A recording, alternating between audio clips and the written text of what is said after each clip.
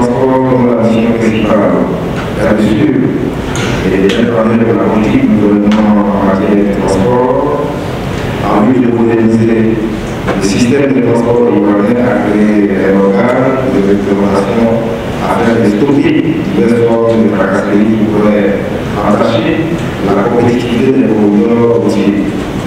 L'Observatoire de l'activité des transports à la commission de mettre en œuvre toute action susceptible de rendre effective la fluidité et la continuité des transports, surtout au territoire national. La campagne de sensibilisation est déjà en marche depuis le 16 décembre 2024 et nous allons procéder à l'installation du comité local de facilitation des transports au niveau de la région de Grosse-Samola et particulièrement du département de la Loire. Je suis Moulani Siaka, chef de service unité à l'Observatoire de la culture des transports.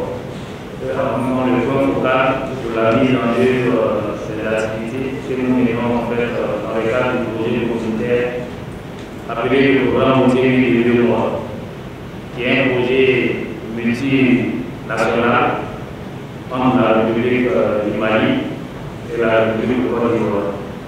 Ce projet a été mis en œuvre avec l'appui technique de l'Europe, l'appui financier de la BAD et de l'Union européenne. Également, dans le cadre de la gouvernance de ce corridor, il y a des indicateurs que nous évaluons qui permettent d'évaluer la compétitivité du corridor. Parmi ces indicateurs, il y a le nombre de barrages de 100 km, il y a le temps de parcours du corridor, il y a le temps de séjour des marchandises au port de 100 km, qui est un port concerné, et il y a le temps de traverser à la frontière.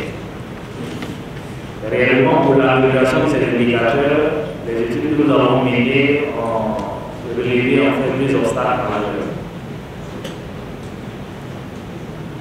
Le premier obstacle est la multiplicité des barrages routiers sur l'axe, sur le tronçon ivoirien du corridor. Le deuxième obstacle, c'était l'état de dégradation de la voie.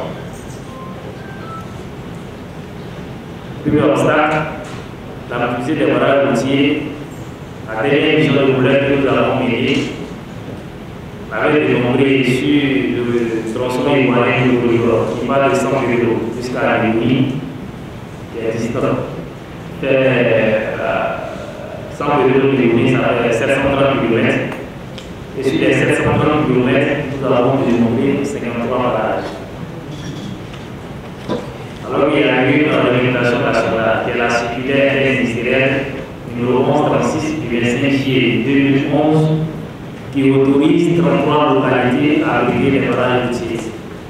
Et sur le tronçon concerné, il y a 5 localités qui sont autorisées. Parmi ces 5 localités, il y a la localité de Saint-Vélo, la localité de Souri, la localité de Daroua, la localité de Séguéla, la localité de Koudiani et Kengela à la frontière de l'Union. Au lieu des 53 postes observés, en principe, conformément à la circulaire interministérielle, on devrait uniquement avoir 10 postes officiels. Et ces 10 postes sont rien d'autre que sortie sans vélo, entrée-sortie Souré, l'entrée-sortie de Daloa, entrée-sortie de Sénéla, entrée-sortie de Koudiani et le poste à la frontière aujourd'hui de Tchouni. Je voudrais quand même poser cette question. Parce que l'on parle de l'installation du pont et autres. Je pense que c'est une nécessité pour nous. Mais est-ce que cela ne va pas amener les transporteurs à augmenter le prix du transport? Et surtout la lutte contre la surcharge. Est-ce qu'il y aura des ponts à bascule afin de permettre que ces véhicules qui viennent, on puisse connaître vraiment le taux? Parce que lorsqu'ils dépassent le quartier Lobia, parce que nous les voyons passer avec la dégradation des voies, nous avons sérieusement peur. J'interviens après ce que vous avez appelé tout à l'heure concernant l'accident tragique qui s'est passé ici. Nous avons vu maintenant les épaves de cet accident-là, 6 morts, vous l'avez rappelé. Et mon intervention, c'est de m'adresser aux conducteurs routiers, en tant que président national de la Confédération des conducteurs, pourrait rappeler le civisme dont ils doivent faire preuve. Et les accidents, le représentant de l'OCR nous l'a rappelé. Chaque année, il y a plus de 15 000 accidents par an. Et cela occasionne plus de 1500 morts chaque année. Imaginez, pendant 10 ans, ça fait déjà plus de 15 000 morts encore. Et il y a plusieurs facteurs, dont le facteur humain. Ça veut dire que ces accidents ont près de 80% causés par les humains ou nous-mêmes, les conducteurs. Il y a l'excès de vitesse, il y a les mauvais dépassements, il y a l'utilisation de l'alcool ou des stupéfiants sur le volant. Et donc, mon intervention, c'est pour demander aux conducteurs d'être prudents. C'est le poste de péage qui oblige l'utilisateur à contribuer à l'entretien de la route. Voilà. Selon notre poste de péage, il y a un des frais à payer. Le passage de péage. Je le sais, de M. Raymond, du syndicat avec qui on a travaillé dans la question. Par contre, pour ce qui est du paysage, le camion, l'homme d'incite qui est lié à son modèle de camion et il s'est fait contrôler. Pour être sûr que le chargement qu'il a eu est normal. Si le chargement est normal, il est confort, il est libéré son mal. Par contre, le péage, comme je le précise, un peu est déterminé par le gouvernement et est fixé et tous les usagers qui passent sur la voie vont contribuer à payer ce montant qui est indiqué. C'est ce qu'on fait depuis avec même l'ouverture du village de mesure de la paix. C'est comme ça les gens contribuent et ça servira, comme on a dit, à l'entretien de la route. Tout à l'heure, il y a un nombre de qui a pris le surcharge, ça dégrade la voie, c'est une réalité. Mais la surcharge aussi augmente aussi le coût d'entretien des véhicules que vous utilisez, puisque cette surcharge agit sur les organes de sécurité de ce véhicule. Conformément à la décision par courrier officiel du ministre des Transports, invitant les différents préfets de région à mettre en place, à arrêter un comité local de sécurité de facilitation du transport. Monsieur le préfet de la région de Haut-Sassandra, fait un arrêté payant le CNFT de la région de Haut-Sassandra, président du département de Galois. Au nom de monsieur le ministre des Transports, donc le suivi des activités de ce comité a été confié à l'observatoire de la sécurité des transports.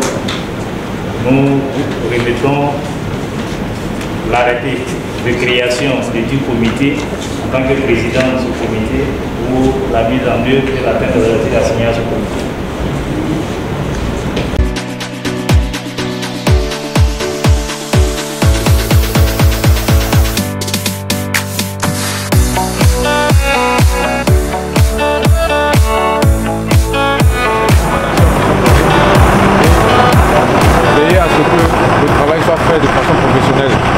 L'objectif qu'on recherche, c'est de gagner en temps et de gagner en efficacité pour que l'économie du pays se voit relancer. Ces deux observations, déjà il n'est pas opérationnellement bien saillant de voir les militaires à la S. Ils sont dévolus à la sécurisation du corridor pour que chacun reste dans son compartiment. La deuxième observation que je voulais relever, c'est lorsque vous interpellez un véhicule, il est bon de bien le parquer sur le côté pour permettre aux autres usagers de pouvoir passer. Ça aussi, ça fait partie de la fluidité. Si vous avez les renseignements nécessaires, vous procédez par ciblage. Par ciblage. Dès lors que vous avez les renseignements nécessaires, sur 10 véhicules, s'il y a un qui vous concerne, vous mettez la main dessus. Et ici, il n'y a pas la manutention nécessaire pour décharger les marchandises. Donc dès lors qu'il y a soupçon, vous conduisez le véhicule au poste. Et vous devez tenir compte que la célérité est de mise actuellement pour la maximisation des recettes. L'État attend beaucoup de nous et nous devons travailler selon la déontologie. Et vous savez que le conseil de discipline aussi est appliqué. C'est-à-dire que s'il y a un truc ici, il est automatiquement engagé parce que là, il va contre la DMC a été pris pour ce poste-là. Donc, étant ici, vous devez véritablement faire d'une extrême prudence. Vous êtes dans la ligne de mire. Donc en tout cas, sensibilisez-vous et puis faites tout pour pouvoir véritablement donner un bon retour. Quand c'est comme ça, ça peut nous aider tous à pouvoir peut-être produire le barrage.